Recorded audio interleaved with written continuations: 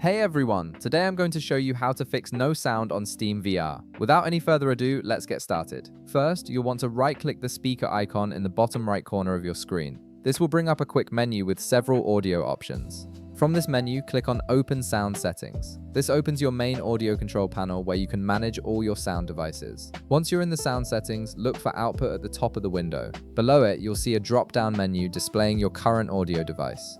Click on this drop-down and select your VR speaker or headset from the list. This ensures that audio is being routed to your VR device instead of your regular speakers or headphones. If needed, you can also adjust the volume using the slider below to make sure it's at an appropriate level.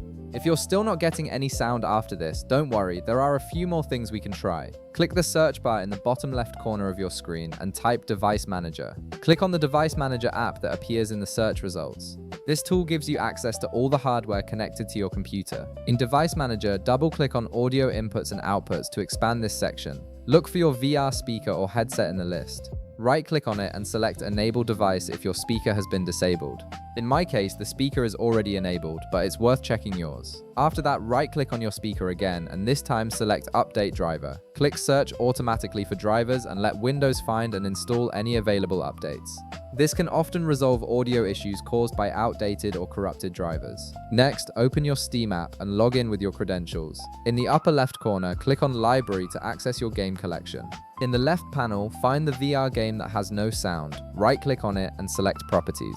In the left panel of the Properties window, click on Installed Files, then click Verify Integrity of Game Files. This process checks for any missing or corrupted files that might be causing the audio problem and automatically repairs them. After completing all these steps, you should restart your PC. This is essential because it allows all the changes to take effect properly and ensures everything is running fresh. And that's it, you've resolved the no sound issue on Steam VR. If this video helped you out, be sure to leave a like, subscribe, and I'll see you in the next one.